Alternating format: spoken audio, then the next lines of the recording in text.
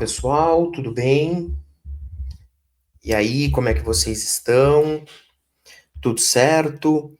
Vamos agora para mais uma aula de processo civil. Vamos continuar falando sobre princípios recursais, tá bom? Então, continuando aí o nosso segundo bloco sobre os princípios gerais dos recursos, vamos trabalhar agora com alguns outros princípios importantes também, tá? Então vamos dar uma olhada em outros princípios que você também precisa conhecer aí para sua prova. Beleza? Vamos lá, começando. Ó, temos ainda um famoso princípio, que é o princípio da non reformatio impégios, ou princípio da proibição da reformatio impégios, tá? Reformatio, reforma, né? Impégios para pior. Então, proíbe-se a reforma para pior. O que isso significa? Significa que aquele que recorre, ele não pode ter a sua situação piorada pelo recurso que ele interpôs, tá? O recurso, ele serve para melhorar uma situação processual, não para piorá-la, ok? Então, se, por exemplo, numa sentença, eu fui condenado a pagar 10 mil de indenização, o meu recurso não pode piorar essa situação. Então, quando o tribunal julgar o meu recurso, o tribunal não vai, não, 10 é pouco, vai pagar 12. Isso é o quê? Uma reforma para pior, para agravar a situação do recorrente. Beleza? Isso não se admite, tá? Por isso, não, né, a proibição, a não reforma para pior, beleza? No pior cenário, no pior das hipóteses, para o recorrente, a decisão é mantida. Ou seja, para ele, no pior cenário, tudo fica como antes. Tudo fica como antes do recurso.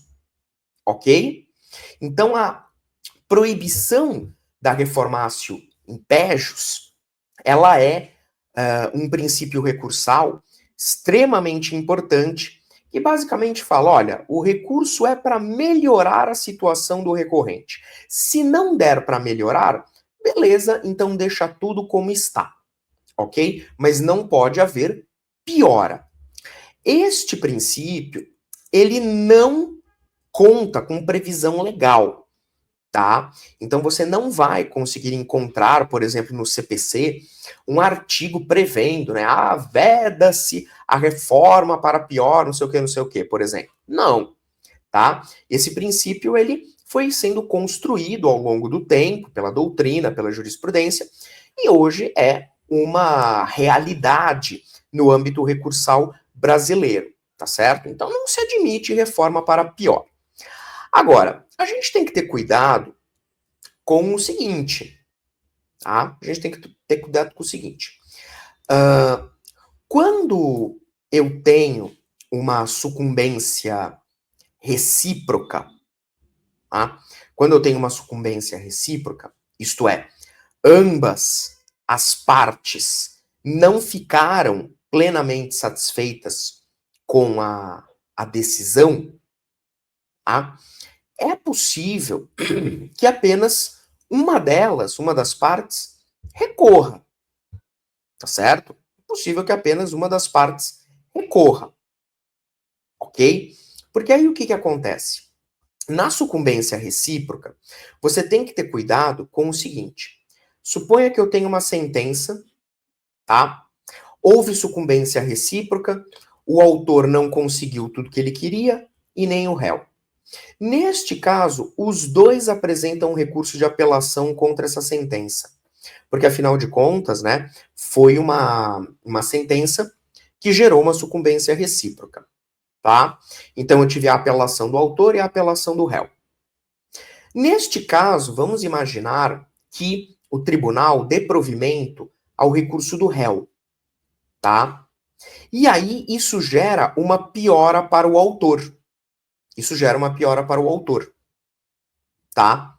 Aí o que acontece? Você tem que ter cuidado, porque neste caso a situação do autor foi piorada não pelo seu recurso, mas pelo recurso da parte contrária.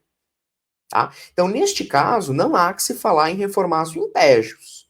Tá? Não há que se falar em reformácio impégios, porque neste caso aqui, a reforma para pior aconteceu por conta do recurso da outra parte, e não do autor. Agora, nós também podemos ter o chamado efeito translativo dos recursos, tá? Esse efeito translativo dos recursos, ele permite que o tribunal analise matérias que não são objeto do recurso, tá? Mas que, por exemplo, são matérias de ordem pública. E, portanto, o tribunal pode, de ofício, analisar essas matérias. Tá? Por exemplo, vamos imaginar que A entrou com uma ação contra B, uma ação indenizatória, né? Então A estava pedindo uma indenização contra o B, beleza? Aí o juiz de primeiro grau deu uma sentença, tá? Deu uma sentença condenando o B a pagar aí um determinado valor, tá? Determinado valor, mas não era o valor inteiro que o A queria. Então teve uma sucumbência recíproca também, tá? Porque o A pediu, vamos imaginar, 10 e ganhou 8, ok? Então ele também não ficou totalmente satisfeito. E aí o A resolve apelar para tentar conseguir os 10, né? Para tentar conseguir os 2.000 que estavam faltando. No recurso de apelação, do A, o tribunal verifica a ilegitimidade passiva. O tribunal constata que o B, na verdade, é parte ilegítima. O B não era o réu correto. É parte ilegítima, porque não foi o B que causou o dano. Então o tribunal, de ofício, reconhece a ilegitimidade passiva. Neste caso, estamos falando de uma condição da ação, né? Está faltando legitimidade. É uma matéria de ordem pública. E aí o tribunal extingue o recurso, extingue o processo por ilegitimidade passiva, perdão, ilegitimidade passiva. E o A perde o que ele ganhou. Ah, mas nesse caso teve uma reformácio in pejus. Teve uma reformácio in pejus. O A não só deixou de ganhar os 10, como perdeu os 8 que o juiz de primeiro grau tinha dado. Por quê? Porque a apelação teve um efeito translativo. O tribunal identificou que o B era a parte ilegítima. Portanto, está faltando condição da ação. E aí extingue o processo. Isso foi uma reformácio in pejus? Foi. Foi proveniente do recurso do A. Mas por que isto aqui é possível?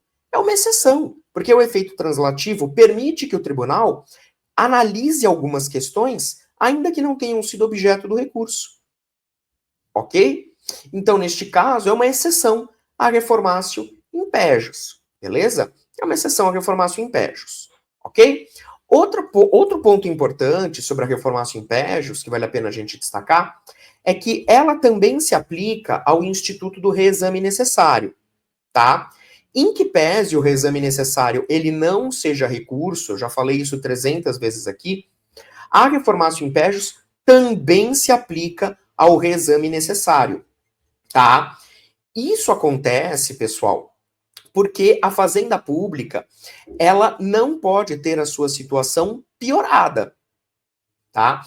Então, se a fazenda pública foi condenada a pagar 10, por exemplo, ela não pode ter que pagar 12 em sede de reexame necessário.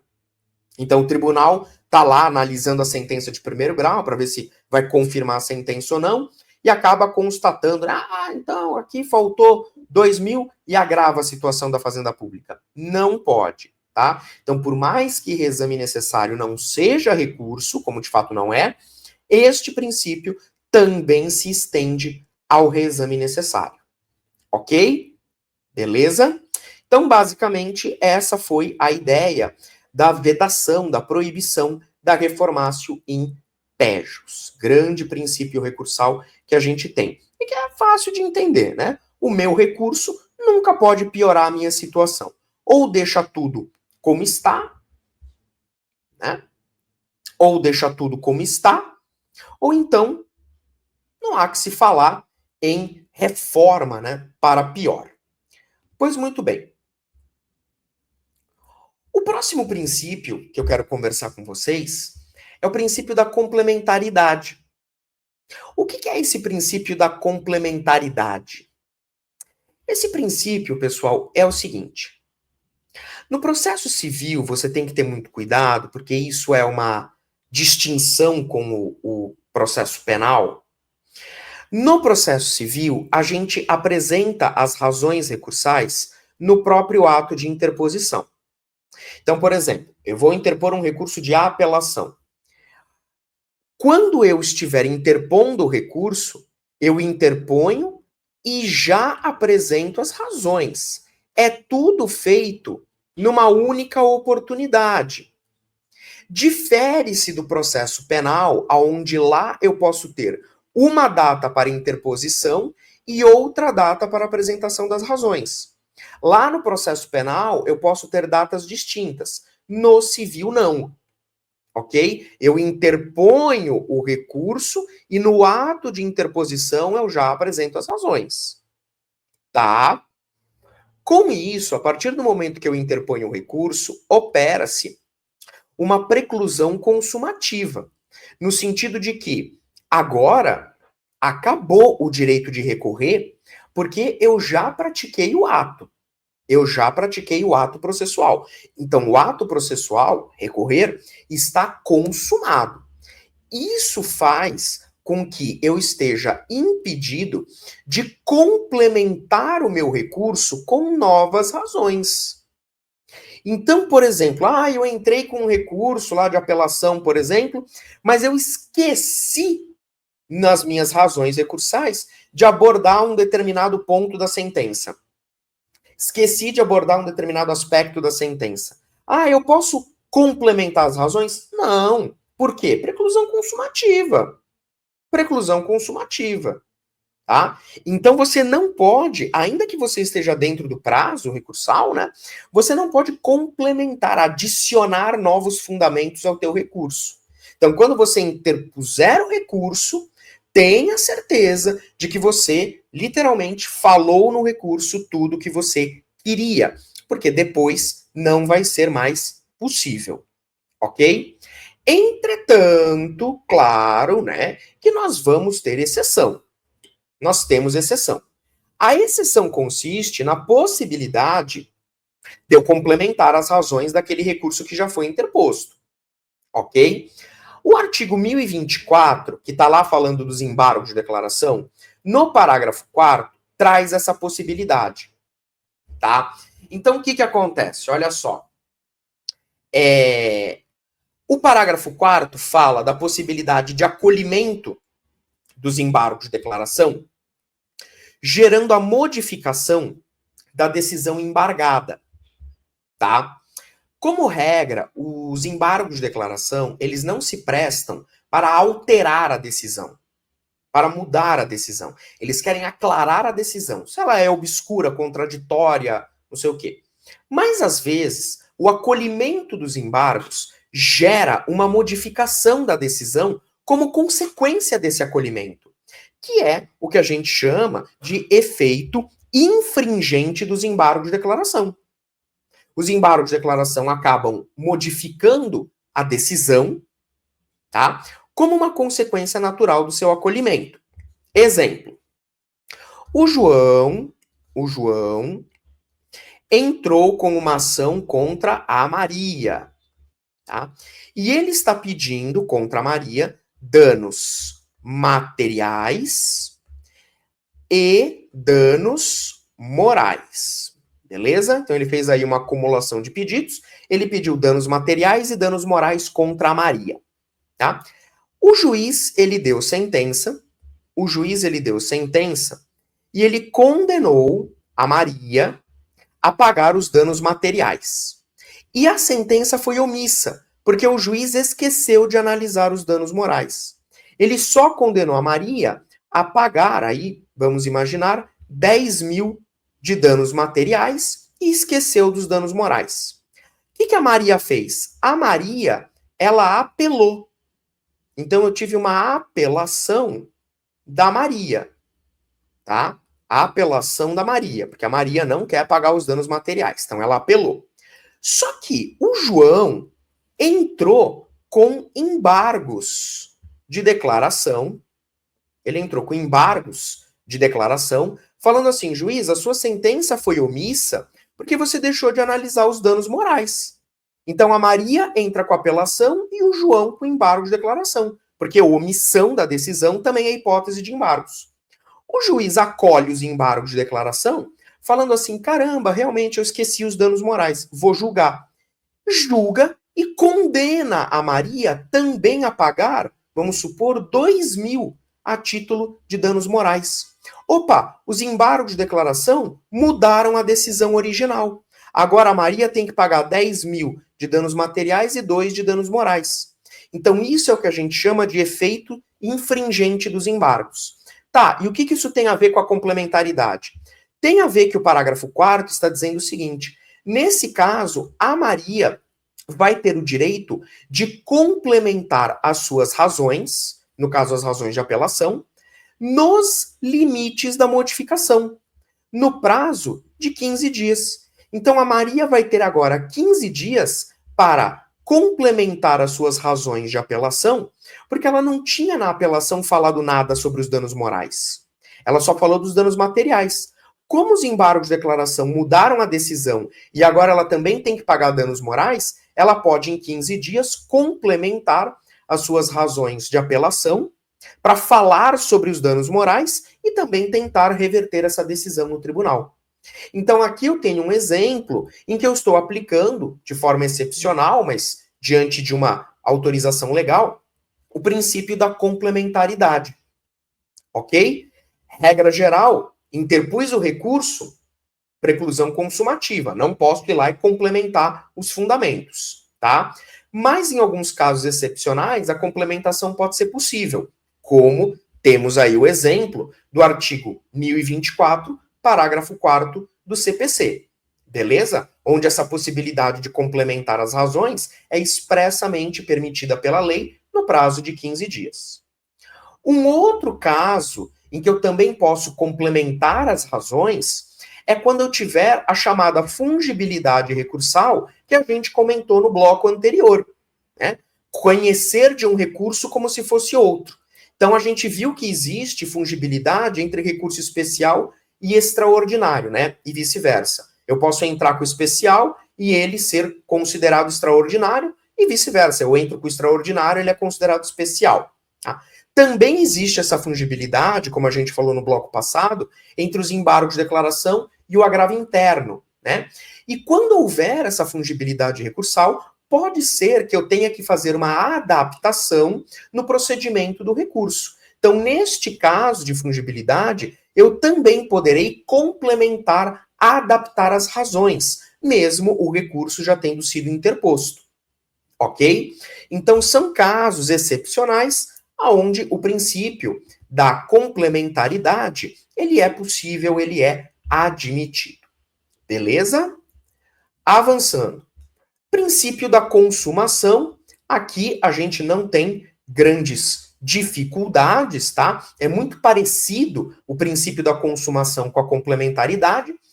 Também aqui eu estou fundamentando na preclusão consumativa, no sentido de que, uma vez interposto o recurso, a interposição extingue o direito de recorrer, de modo que o recurso que já foi interposto não pode ser substituído por outro, ainda que dentro do prazo recursal. Ok? Então, qual que é a diferença? Complementaridade. Em regra, eu não posso complementar um recurso que já foi interposto. Consumação. Eu não posso substituir um recurso já interposto por outro que ainda não foi. Por quê? Preclusão consumativa em ambos os casos. Eu interpus o recurso, acabou. Aquele ato processual já foi praticado, já está consumado e, portanto, ele não pode ser mexido, ele não pode ser alterado. Beleza? Tem que ficar daquele jeito. Então, em regra, não posso complementar, não posso substituir o recurso, tá? Paciência. Ah, mas está dentro ainda do prazo recursal, porque eu interpus o recurso vai, sei lá, no 5º dia do prazo, ainda falta 10 dias, não interessa, porque aqui não é uma questão de prazo, é uma questão de consumação, tá? Preclusão consumativa. Não estou falando de preclusão temporal. Pode até ser realmente que o prazo ainda esteja aberto, né? Ainda esteja correndo. Mas o direito não existe mais, porque ele já foi praticado, ele já foi exercido. Então ocorreu uma consumação aí. É um outro tipo de preclusão. É a preclusão consumativa. Beleza? E para a gente terminar, a gente também pode falar, como um princípio recursal, o princípio da primazia do julgamento do mérito no recurso, né? Nós sabemos que o CPC, ele, em diversos momentos, deixa muito claro que ele prefere sempre o julgamento do mérito. Isso fica muito claro no âmbito das sentenças, né?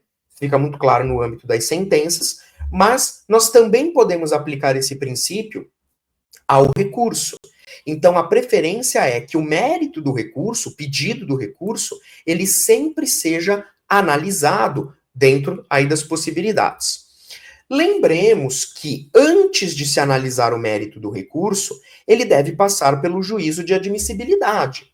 Uma análise feita pelo órgão ad quem, tá? O órgão que vai julgar o recurso, para ver se os pressupostos de admissibilidade estão presentes. Tempestividade, recolhimento do preparo, legitimidade, interesse. Então, a análise desses pressupostos de admissibilidade vem antes do mérito. Se o juízo de admissibilidade for reprovado, né, o recurso for reprovado, não vai haver análise do mérito. Ah, mas professor, então vamos acabar com o juízo de admissibilidade. Todo o recurso vai ter o mérito analisado. Também não dá, né, pessoal? Seria um caos. A gente não teria prazo, não teria recolhimento de preparo, seria um caos. Então, o juízo de admissibilidade, por mais que ele seja chato, né, digamos assim, entre aspas, ele é um mal necessário, tá? Mas que muitas vezes impede a análise do mérito. Entretanto, o próprio CPC tem alguns dispositivos que permitem, principalmente o tribunal, determinar a correção de alguns vícios, né? Alguns vícios, paciência, não dá para corrigir, aí não tem o que fazer. Mas outros podem ser corrigidos, são vícios sanáveis. Então o CPC permite que o tribunal determine a correção desses vícios, tá? Possibilitando, ou pelo menos tentando possibilitar, o julgamento do mérito recursal. Ok? Então, na verdade, isso é uma grande base do nosso processo civil. A partir do momento que o CPC quer, sempre que possível, que o mérito seja analisado, ele mesmo dá as ferramentas para que os vícios sejam corrigidos e não impeçam a análise do mérito. Seja na sentença, seja no recurso, enfim, seja o que for. Porque se você parar para pensar, o que impede a análise do mérito é exatamente o defeito, a irregularidade, né, o vício processual, a nulidade, que compromete o desenvolvimento regular do processo. Se eu puder corrigir esse vício, superá-lo e aí ir para o julgamento do mérito, maravilha. Se não, paciência, o mérito ele não será julgado. Então aqui, na verdade, é um princípio geral do processo civil que a gente acaba também dando uma aplicação mais específica no âmbito dos recursos. Beleza?